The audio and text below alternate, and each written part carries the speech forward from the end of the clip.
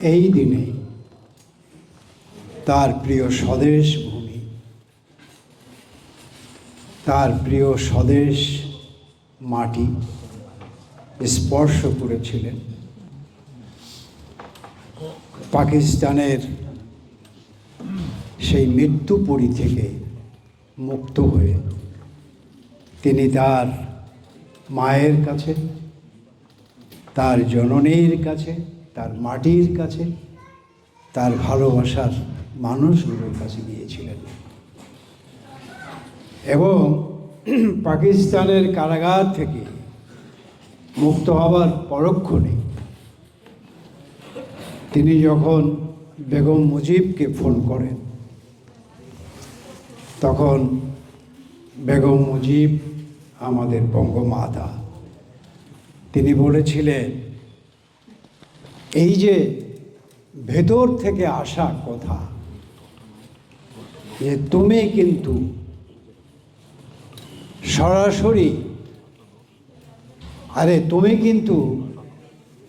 সরাসরি ভারতে আসো না, তুমি অন্য কোনো দেশ হয়ে তারপরে তুমি বাংলাদেশে আসো।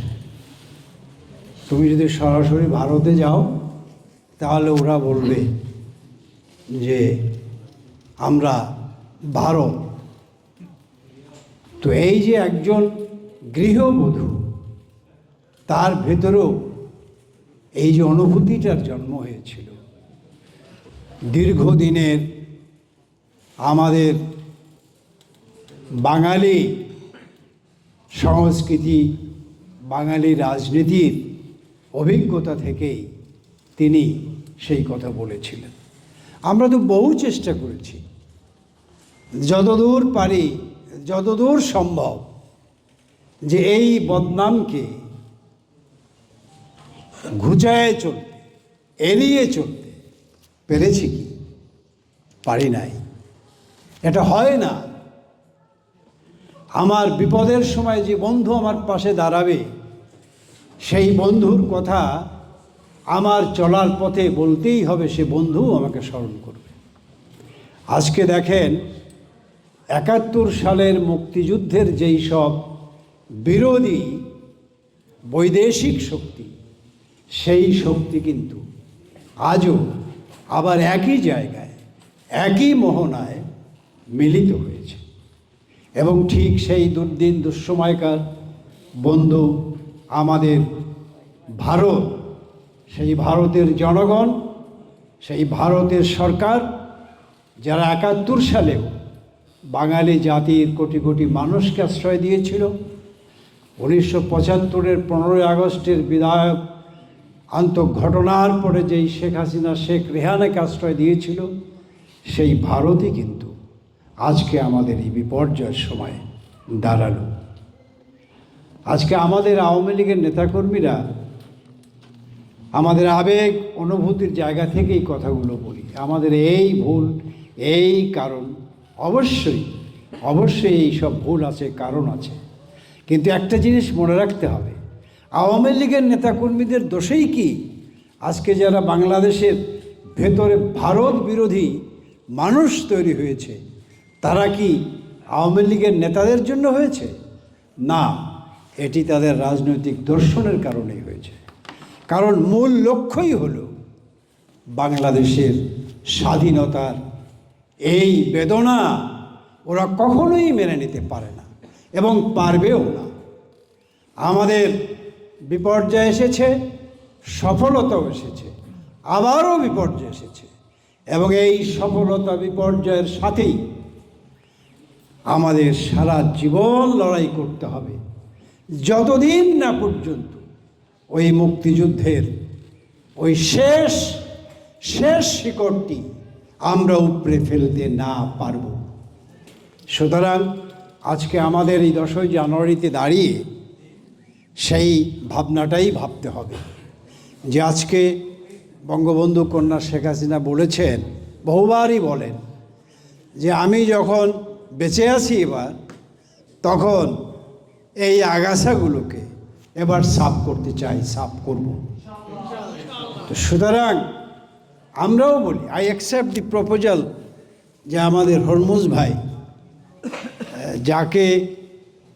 যার বক্তৃতা আপনারা শুনছেন, আমিও শুনেছি, এবং সত্যি কথা বলতে কি এই নিয়ে, ঠিক এই কথাটাই নিয়ে অনেক নেতার সঙ্গে আমার আলাপও হয়েছে, এবং আমাদের আন্তরিকভাবেই এই ধরনের একটা সিদ্ধান্ত নিতে হবে। কারণ মবের ভয়ে, জেল খাটার ভয়ে সেখানে থাকতে পারবো না। ওই যে একটা কথা আছে যে আমাদের অবস্থা হয়েছে, ডাঙ্গায় গেলে বাঘে খায়, পানিতে গেলে কুমিরে খায়। আজকের এই পরবাসী জীবন যে কত কত মহাযজ্ঞের, সেটি হারে হারে টের পাচ্ছি। সুতরাং এইখানে যদি এইভাবেই বাঁচতে হয়, তাহলে প্রয়োজন হলে ওই বাংলাদেশে কারাগারে যেই বাঁচতে চাই, বাংলাদেশে মবের সাথে যুদ্ধ করেই বাঁচতে চাই, সেই সিদ্ধান্তই আমাদের নিতে হবে, এবং সেই সিদ্ধান্ত আমরা নেব ইনশাআল্লাহ। সেদিন আমি আর একটা কথা বলি যে আমাদের এই 10ই জানুয়ারি, মূলত 16ই ডিসেম্বর আমাদের বিজয় দিবস, কিন্তু 16ই ডিসেম্বরে আমাদের বিজয়ের পূর্ণতা সেদিন পায় নাই। সেদিন বাংলাদেশের ঘরে ঘরে সেদিন মায়েরা তাদের জায়নামাজে বসে ফরিয়াদ করেছিল যে হে আল্লাহ, আমাদের স্বাধীনতা দিয়েছ, আমাদের বিজয় দিয়েছ, কিন্তু এই বিজয়ের পূর্ণতা পাবো না যদি না তুমি বঙ্গবন্ধুকে আমাদেরকে ফেরত না দাও। এবং সেই 10ই জানুয়ারি যেদিন আমাদের সেই স্বদেশের মাটি স্পর্শ করেছিলেন, আমার মনে আছে, আমার কাছে যেন মনে হচ্ছিল আজকে সেই যমুনার তীরে মোহন বাঁশির সুর বেজেছে। আমার কাছে মনে হয়েছিল সেই মেঘনার কূলে যেন সারেং বউ নতুন করে যৌবন পেয়েছে। আমার কাছে মনে হয়েছিল বাঙালি সেই জাতির ঘরে ঘরে তাদের সাজানো বাগানে যেই রক্তজবা, লাল ফুল, রক্ত গোলাপ, লাল জবা ফুল এবং শ্বেত সাদা বেলি ফুলের মালা সেদিন বাংলার ঘরে ঘরে ফুটেছিল। সেদিন দিগন্তভেদী আর্তনাদ, সেই দিগন্তভেদী স্লোগান এবং বুক ফাটা আর্তচিৎকারে বঙ্গবন্ধুকে লক্ষ লক্ষ মানুষ সেদিন প্রাণের করে আপন করে বুকে টেনে নিয়েছিল। বঙ্গবন্ধু অশ্রু সজল কণ্ঠে সেদিন বলেছিলেন যে আজকে আমার বাংলাদেশ স্বাধীন হয়েছে, আমার জীবন আজ সার্থক হয়েছে। আজকে সেই স্বাধীনতার উপরে বারবার আঘাত আসছে, হয়তো আবারও আঘাত আসবে, কিন্তু আমরাও বলি ওই আঘাতকে মোকাবেলা করেই আমাদের বেঁচে থাকতে হবে, আমাদের এই স্বাধীনতার পতাকাকে উড্ডীন ডাকতে হবে। এবং অনেকে একটা কথা আমি বলি, আমার অনেক ভাই বলেছেন, আচ্ছা বলেন তো, বঙ্গবন্ধুকে আমরা বঙ্গবন্ধুর নাম, বঙ্গবন্ধুর কীর্তি আমরা সেটি স্মরণ করছি বলে এটিকে আমরা করব না, ওরা ভেঙে ফেলেছি বলে করব না?